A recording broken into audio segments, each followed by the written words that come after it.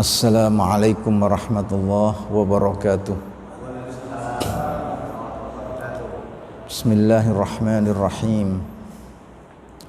Alhamdulillahi rabbil alamin. Wassalatu wassalamu ala afdalil anbiya'i wal mursalin, Nabiyyina Muhammadin wa ala alihi wa ashabihi ajma'in. Subhanaka la ilma lana illa ma 'allamtana innaka antal alimul hakim. Rabbi shrah li sadri wa yassir li amri wahlul 'uqdatam min lisani yafqahu qawli. Hadirin wal hadirat, para jamaah rahimakumullah, alhamdulillah kita panjatkan rasa tasyakur kita kehadirat Allah atas segala nikmat yang telah dilimpahkan kepada kita semua. Allah Subhanahu wa ta'ala masih berkenan memberikan kesadaran, memberikan kekuatan untuk tetap istiqomah di dalam ketaatan kepadanya. Mudah-mudahan semua amal ibadah kita diterima di sisi Allah Subhanahu wa ta'ala. Hadirin dalam ilmu tentang agama-agama, ya, ajaran agama ditinjau dari apakah menyebarkan agama itu kepada pihak lain adalah bagian dari ajaran agama itu. Dibedakan menjadi dua. Ada agama misi atau agama dakwah dan agama non misi atau agama ghairu dakwah. Agama dakwah atau yang tadi kami katakan agama misi adalah agama yang menyebarkan agama itu kepada pihak lain, bagian dari ajaran agama itu. Islam tentu agama dakwah. Ayatnya jelas, perintahnya tegas. Ud'u ila sabili rabbika bil hikmati wal mau'izatil hasanati wajadilhum billati hiya ahsan. Ud'u, ajaklah, ila sabili rabbika, kepada jalan Tuhanmu, bil hikmati, dengan cara yang bijak, wal mau'izatil hasanati, juga dengan nasihat yang indah, wajadilhum billati hiya ahsan, dan berargumentasilah dengan yang lebih baiknya. Hadirin, berdasarkan ayat itu yang namanya dakwah, ya, dan yang paling berat tantangannya adalah mengajak mereka yang masih di luar sabili rabbik, ya, di luar jalan Allah, agar mereka masuk ke dalam jalan Allah. Ya, memang ada dakwah yang sifatnya penguatan iman.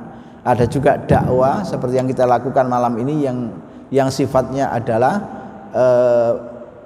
perluasan pemahaman keagamaan serta wawasan, ya. Tapi mengajak mereka yang masih di luar jalan Tuhan agar masuk ke dalam jalan Tuhan, wah, itu tentu saja berat. Itulah yang dilakukan oleh Nabi. Makanya Nabi itu kemudian dicaci maki, dihina, nun sewu, dipisui oleh pamannya sendiri, dilempar kotoran binatang dan lain sebagainya. Karena yang dilakukan Nabi itu adalah mengajak orang yang masih di luar jalan Tuhan agar masuk ke dalam jalan Tuhan. Dan tentu saja dakwah Nabi adalah dakwah yang sukses, dakwah yang berhasil. 23 tahun Nabi melakukannya, 13 tahun sebelum hijrah dan 10 tahun setelahnya. Nah, di luar Islam ada juga agama-agama yang tadi saya katakan misi. Ada agama Buddha. Agama Buddha itu walaupun dalam ilmu tentang agama-agama terbilang pseudo agama, agama semu, karena konsepnya itu tidak lengkap, terutama konsep tentang kehidupan setelah kematian, tapi juga memiliki satu berupaya mengajak orang masuk ke dalam agamanya. Bagaimana dengan agama Nasrani? Sebenarnya baik agama Yahudi ataupun agama Nasrani itu adalah agama non-misi, agama yang tidak disebarkan kepada pihak lain, agama hanya untuk Bani Israel. Kalau jenengan pergi ke sinagog, bilang kepada pendetanya, Pak Pendeta, saya mau masuk agama Yahudi. Jenengan ditanya, apakah sampean masih keturunan Israel? Oh enggak, saya ini kalau saya urut ke atas mentok di Gajah Mada. Oh gak iso, jelas wong Jawa sampean. Diurut ke atas ketemu Ken Arok misalnya, oh gak iso sampean wong Jawa. Ndak boleh masuk agama Yahudi, karena agama Yahudi khusus bagi bangsa Israel tadi. Agama Nasrani pun awalnya adalah agama yang dikhususkan bagi Bani Israel, tidak bagi bangsa-bangsa lain selain Bani Israel. Apakah itu bangsa Cina, bangsa Barat, bangsa Jawa dan lain sebagainya? Tidak ya. Sehingga seruan-seruan yang disampaikan oleh Yesus putra Maryam alaihissalatu wassalam itu tidak pernah menyebut hei manusia, enggak. Yang disebut itu adalah hei Bani Israel. Ada yang disebut khutbah Yesus di atas bukit ya. Beliau mengatakan Sima ya Israel, Adonai Elohinu Adonai Ahud ya. Dengarkanlah hai Bani Israel, sesungguhnya Tuhan kita adalah Tuhan yang Maha Esa ya. Baru setelah ada satu peristiwa yang dalam sejarah agama-agama disebut surat Paulus kepada orang-orang Korintus, sejak itulah agama Nasrani dipahami harus disebarluaskan kepada masyarakat selain Bani Israel. Sejak itu kemudian muncul ide menginjilkan dunia. Itu setelah surat Paulus kepada orang-orang Korintus. Jadi bukan Yesus yang menyatakan bahwa agama ini disebarluaskan kepada semua orang. Kata-kata Yesus hanya mengatakan agama ini hanyalah untuk Bani Israel ya. Hadirin para jamaah rahimakumullah. Tadi kita bicara tentang dakwah, yad'un nasa ilal khair, yad'un nasa ilallah taala. Mengajak manusia kepada kebaikan, mengajak manusia kembali kepada Allah Subhanahu wa taala. Ud'u ila sabili rabbika bil hikmati wal mau'izatil hasanati wajadilhum billati ahsan. Dan itu tidak mudah ya, karena mengajak mereka yang di luar jalan Tuhan agar masuk ke dalam jalan Tuhan.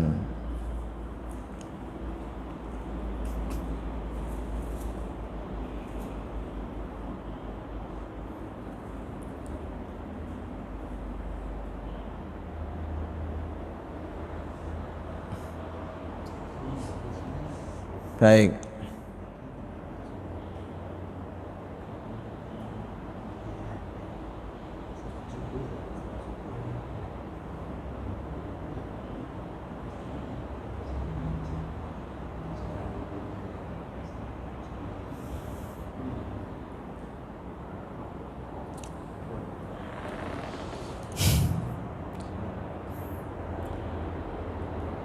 Di dalam dokumen-dokumen resmi persyarikatan itu dikatakan bahwa Muhammadiyah ini adalah organisasi dakwah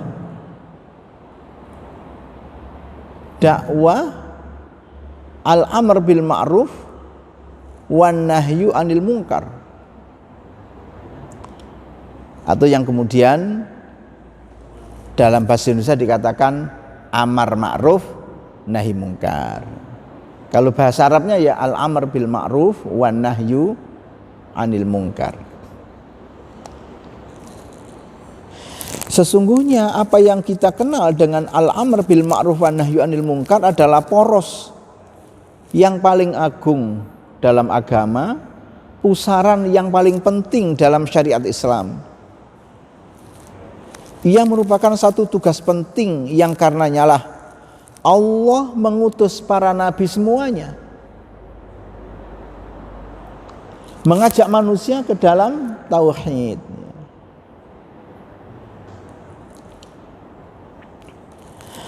Amar ma'ruf nahi mungkar merupakan tuntunan yang diturunkan Allah dalam kitab-kitab suci yang diturunkan. Itulah tugas suci para nabi.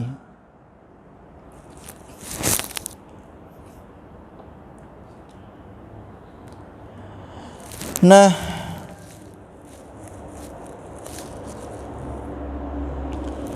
amanah Al-Quran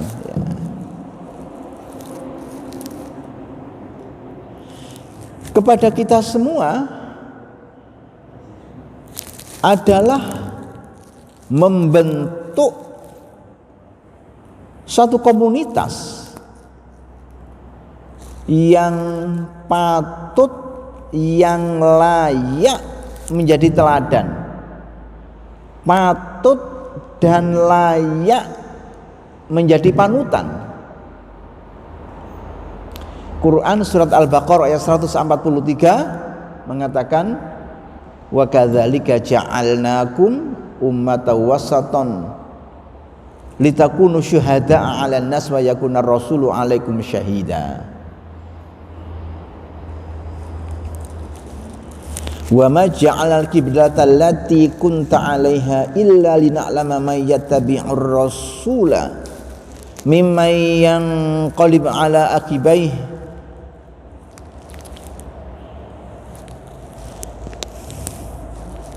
wa in kana lakabiratun illa 'alal ladzina hadallah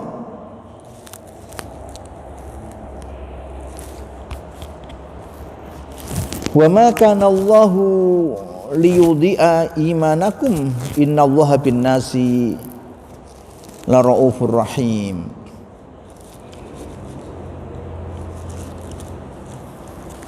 Wa in kanat lakabiratan illa 'alal ladzina hadallah.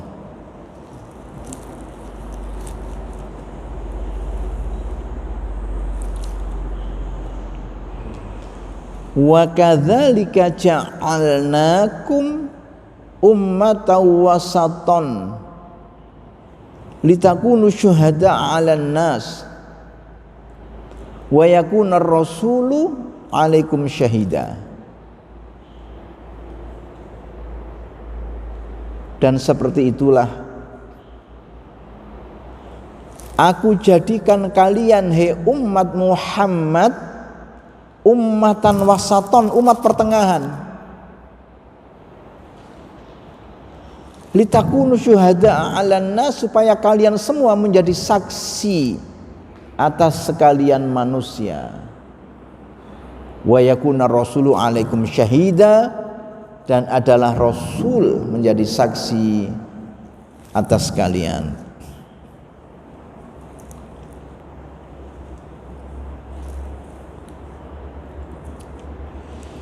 Hadirin, ayat ini jelas, ayat ini tegas bahwa di atas pundak setiap orang yang beriman terpikulkan satu tugas, terpikulkan satu amanah, bahwa ia harus tampil ideal. Yang tadi saya katakan, ummatan wasaton itu adalah umat teladan, umat percontohan. Teladan apa? Percontohan apa? Teladan percontohan nilai-nilai luhur, nilai-nilai universal yang dijunjung tinggi semua manusia. Keadilan, kejujuran, transparansi, kedisiplinan, dan lain sebagainya. Katakan pada semua bangsa, hei sekalian manusia, jika Anda ingin menyaksikan bagaimana keadilan ditegakkan, lihatlah kami kaum muslimin. Hei sekalian bangsa, jika Anda ingin melihat bagaimana hukum itu tidak pandang bulu, ia superior, lihatlah kami kaum muslimin. Kalau Anda ingin melihat bagaimana kejujuran, kebersihan, kedisiplinan, serta nilai-nilai luhur yang lainnya dijalankan, lihatlah kami komunitas muslimin. Seharusnya seperti itu. Sehingga ya karena ayatnya seperti itu, maka yang disebut muslim itu harus ya'lu, ya, wala yu'la alaihi. Harus memimpin, harus sehat, harus kaya, harus kuat, harus pintar, dan lain sebagainya. Nah, inilah yang diantaranya yang menjadi dasar pemikiran para mujaddid pada akhir abad 19 ataupun awal abad 20, termasuk diantaranya adalah Kiai Haji Ahmad Dahlan. Ayatnya memberikan amanah kepada kita sebagai untuk menjadi ummatan wasaton. Tapi kok yang terjadi di lapangan sebaliknya. Ummatan wasaton itu harus memimpin, faktanya terjajah. Ummatan wasaton itu harus kaya, faktanya miskin. Ummatan wasaton itu harus sehat, faktanya gudiken. Ummatan wasaton itu harus pintar, faktanya tidak sekolah, tidak ada perguruan tinggi, dan lain sebagainya.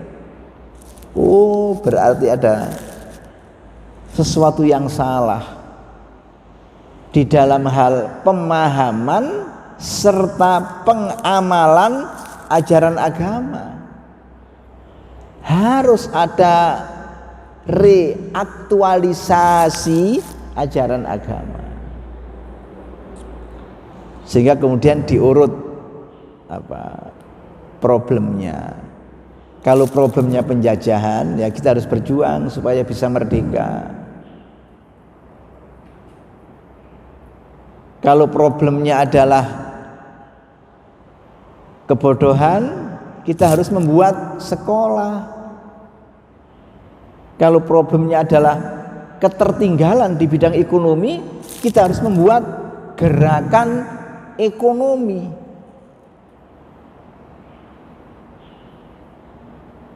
Kalau problemnya adalah kesehatan, ya harus membangun rumah sakit. Nah, inilah yang disebut sebagai Islam berkemajuan, ya.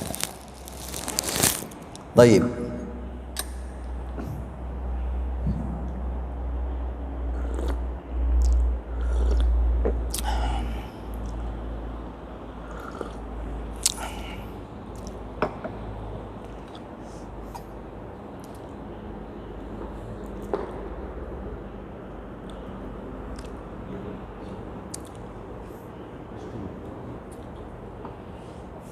Wa ma ja'alnal qiblata allati kunta 'alaiha.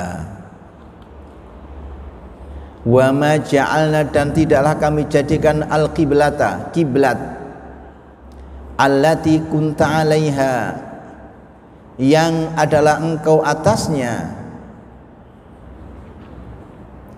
illa kecuali lina'lama, agar kami mengetahui may yattabi'ur rasula, siapakah yang mengikuti rasul, yang ittiba rasul, mimman, daripada orang yang qalibu ala akibaihi, ia balik atas dua tumitnya. Wa in kanat lakabiratan illa 'alal ladzina hadallah, walaupun hal itu yakni perpindahan kiblat tadi berat kecuali atas orang-orang yang Allah memberikan hidayah padanya.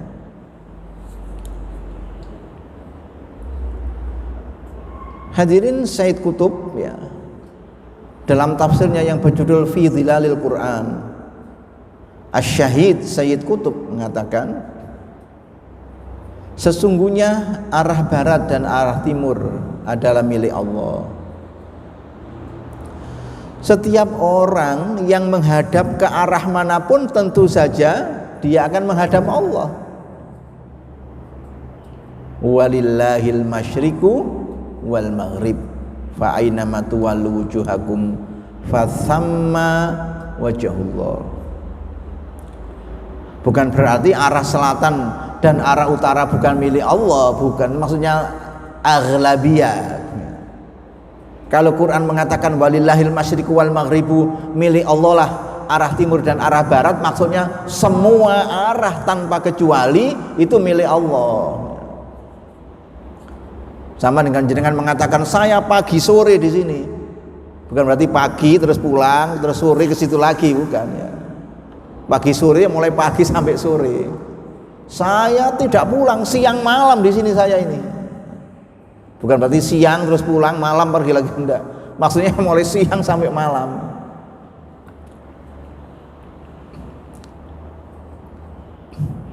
Semua itu tidak ada keutamaannya bila dilihat dari zatnya. Kalau kita menghadap Ka'bah, tidak ada keutamaannya bila dilihat dari zatnya. Wong Ka'bah itu ya batu, Ka'bah itu ya tanah. Apa bedanya dengan rumah-rumah yang lainnya? Tidak ada bedanya. Tapi kemudian menjadi memiliki nilai yang amat tinggi karena ada perintah Allah, bukan karena yang lain-lainnya. Disitulah letaknya ketaatan. Apa alasan kita tidak makan babi? Ya bukan apa-apa. Ya karena ada larangan dari Allah. Seandainya tidak ada larangan ya tidak apa-apa, karena ada larangan dari Allah. Bukan soal karena babi itu ini itu, karena mengandung apa cacing ini mengandung cacing itu kan hanya hikmah saja. Tapi pada intinya bukan itu. Pada intinya adalah karena ada larangan dari Allah. Sesungguhnya yang menentukan menjadi utama atau tidak utama itu adalah perintah atau ketentuan Allah. Allah lah yang menunjuki seseorang yang ia kehendaki untuk berjalan menuju jalan lurus. Jika Allah memilih untuk hambanya suatu arah, lalu memilihnya dan menentukannya sebagai apa? Jika Allah memilih sesuatu tempat ya untuk hambanya atau sesuatu arah untuk hambanya, lalu memilihnya dan menentukannya sebagai kiblat, maka itulah kiblat yang dipilihnya. Disitulah letak ketaatan beragama dan di situ ada inti beragama. Hadirin para jamaah rahimakumullah. Masih terkait dengan dakwah tadi. Dalam Quran surat Ali Imran 110 dikatakan kuntum khaira ummatin ukhrijat linnasi ta'muruna bil ma'ruf wa tanhauna 'anil munkar wa tu'minuna billah walau amana ahlul kitabi lakana khairal lahum minhumul mu'minuna wa aktsaruhumul fasikun. Kuntum khaira ummatin ukhrijat linnas, kalian hai umat Muhammad adalah sebaik-baik umat ukhrijat linnas yang dikeluarkan untuk manusia dalam arti dilahirkan di atas panggung sejarah kehidupan. Kenapa? Ta'muruna bil ma'rufi wa tanhauna 'anil munkar. karena kalian perintahkan yang baik dan kalian cegah yang mungkar. Wa tu'minuna billah, dan kalian beriman kepada Allah. Hadirin, Buya Hamka dalam kitab tafsirnya yang bernama Tafsir Al-Azhar menjelaskan bahwa memahami karakteristik khaira ummah,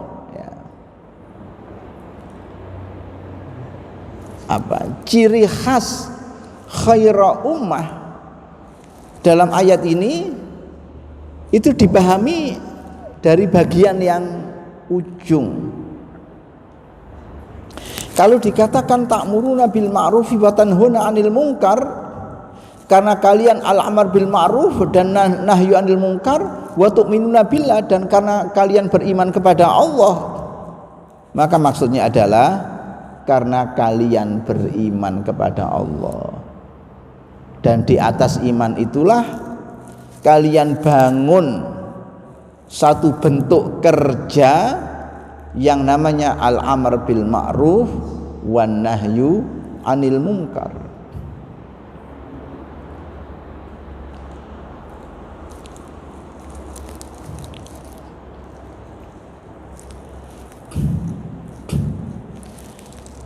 Hadirin,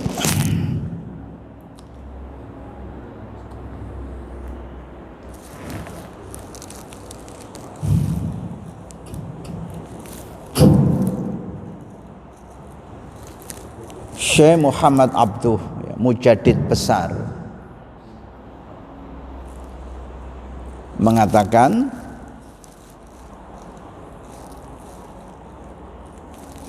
al-amr bil ma'ruf wan nahyu 'anil munkar adalah sesuatu hal yang menjaga dan menguatkan persatuan dan kesatuan kaum muslimin.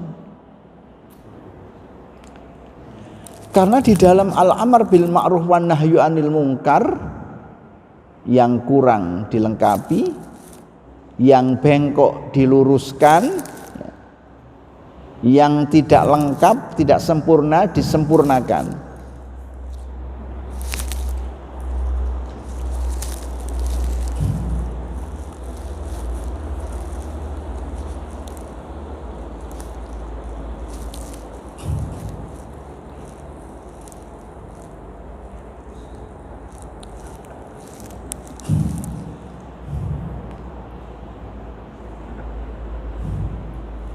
Ya,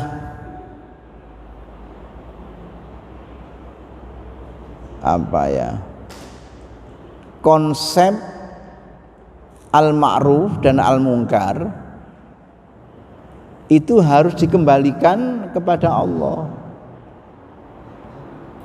Makanya ayat ta'muruna bil ma'rufi wa tanhauna 'anil munkar, maksudnya ukuran-ukuran ma'ruf, ukuran-ukuran mungkar itu harus dikembalikan kepada Allah, dikembalikan kepada keimanan. Bukan al-ma'ruf dan al-munkar yang ukurannya atau kriterianya dikembalikan kepada subjektivitas pikiran manusia. Jika ukuran-ukuran al-ma'ruf itu dikembalikan kepada subjektivitas pikiran manusia, bisa saja satu hal dikatakan ma'ruf oleh seseorang, tapi dikatakan sebaliknya oleh yang lainnya. Bisa juga sesuatu yang menurut seseorang itu adalah mungkarat,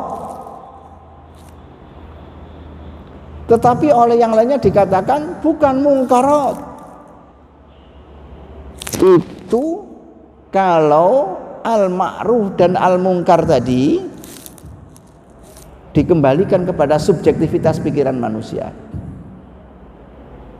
Makanya dikatakan ta'muruna bil ma'rufi wa tanhauna 'anil munkar wa tu'minuna billah.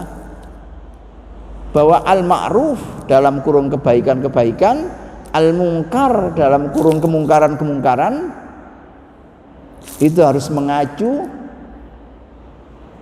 kepada Allah Subhanahu wa taala.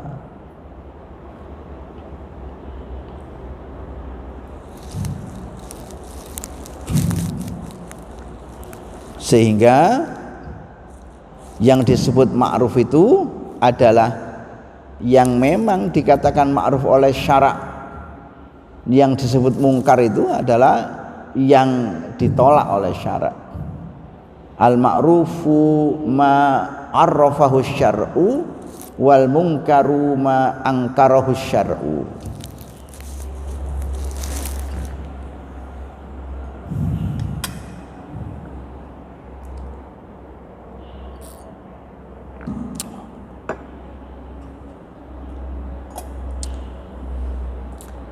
Dalam kehidupan manusia tentu segi dan dimensinya amat banyak. Apa yang kita katakan sebagai al-ma'ruf dan apa saja apa yang kita katakan sebagai al-munkar tadi.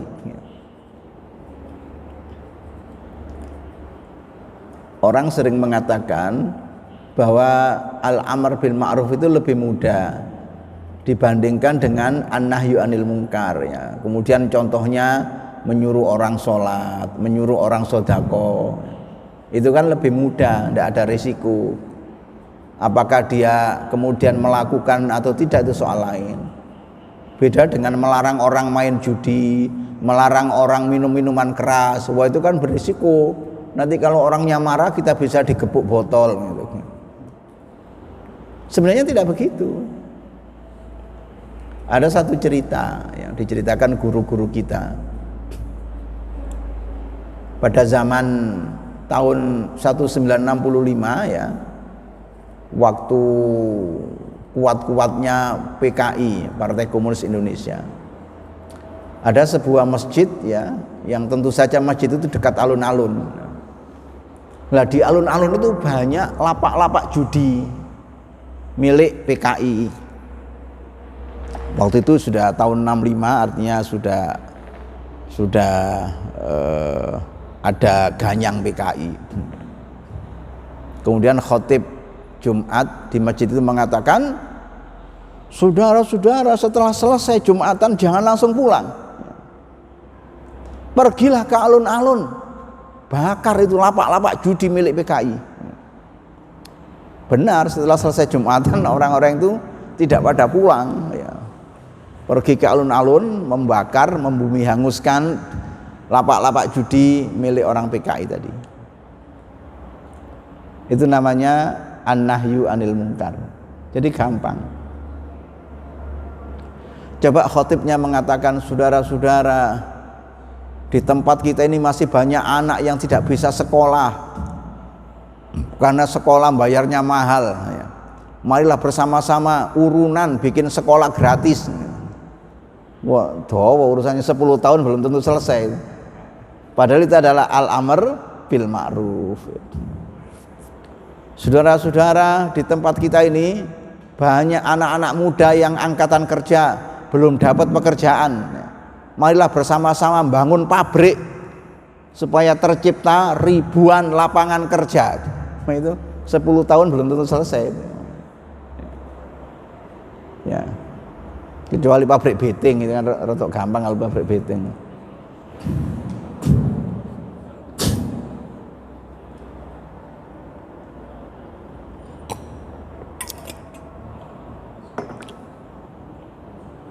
Baik.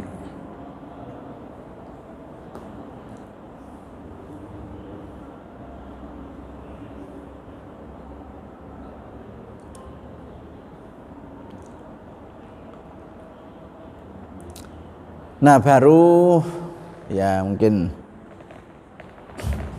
langkah-langkah itu yang sudah pernah kita singgung. Bagaimana langkah-langkah dakwah merujuk kepada sejarah sukses dakwah Nabi kita Muhammad sallallahu alaihi wa alihi wasallam.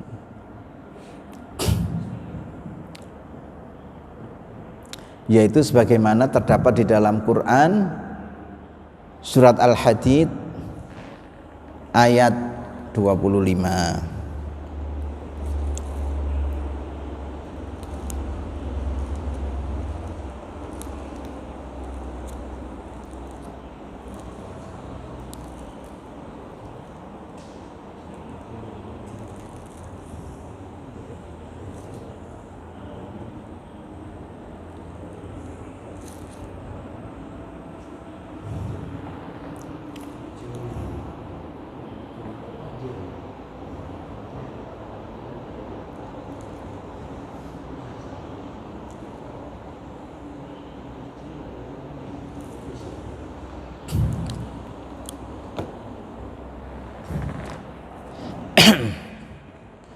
Wa kadzalika ja'alnakum laqad arsalna rusulana bil bayyinati wa anzalna ma'ahumul kitaba wal mizana liyaquman nasu bil qisti wa anzalnal hadid fihi ba'sun syadidun wa manafi'u lin-nasi wa liya'lamallahu man yansuruhu wa rusuluhu bil ghaib innallaha qawiyyun aziz.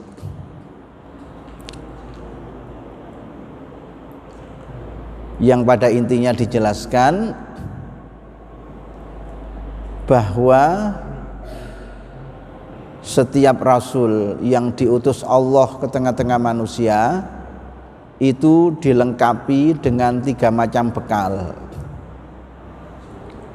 Bekal itu bekal Alkitab, bekal Al-Mizan, dan bekal Al-Hadid. Alkitab tentu maknanya adalah kitab suci. Al-Mizan itu terjemahannya adalah timbangan, dan Al-Hadid besi. Ya bukan berarti para nabi itu terus tangan kanannya bawa kitab, tangan kirinya bawa timbangan, kemudian pundaknya mikul lenggis, itu enggak. Itu semua simbolik ya. Makna Alkitab itu adalah revolusi pemikiran. Kalau bahasanya Habib Rizik, revolusi akhlak. Kalau bahasanya Pak Jokowi, revolusi mental. Ya podo ae, cuma yang satu bahasa Arab, yang satu bahasa Indonesia gitu aja. Antara revolusi akhlak dengan revolusi mental ya sama saja ya. Cuma Pak Jokowi pakai bahasa Indonesia, Habib Rizik pakai bahasa Arab gitu aja. Yang penting ya bukan namanya, tapi hasil kerjanya itu bagaimana, serta prosesnya. Nah itu adalah gambaran dari sebuah ats-tsaurah al-fikriyah, revolusi pemikiran. Dengan timbangan itu adalah revolusi keadilan. Dengan besi ketegasan, revolusi hukum. Nah, gitu. Ya insya Allah nanti pada pertemuan akan datang kita lanjutkan 2 hal ya. Pertama adalah tugas-tugas kerasulan ya, tugas-tugas kenabian, wadhifatun nubuwah, serta tadi ya sejarah sukses dakwanya Rasulullah Sallallahu Alaihi Wasallam. Mudah-mudahan bermanfaat. Mohon maaf apabila ada kelebihan ataupun kekurangan, salah kata ataupun kekhilafan. Aqulu qauli hadza nasrun minallahi wa fathun qarib wa basyiril mu'minin. Wassalamu alaikum warahmatullahi wabarakatuh.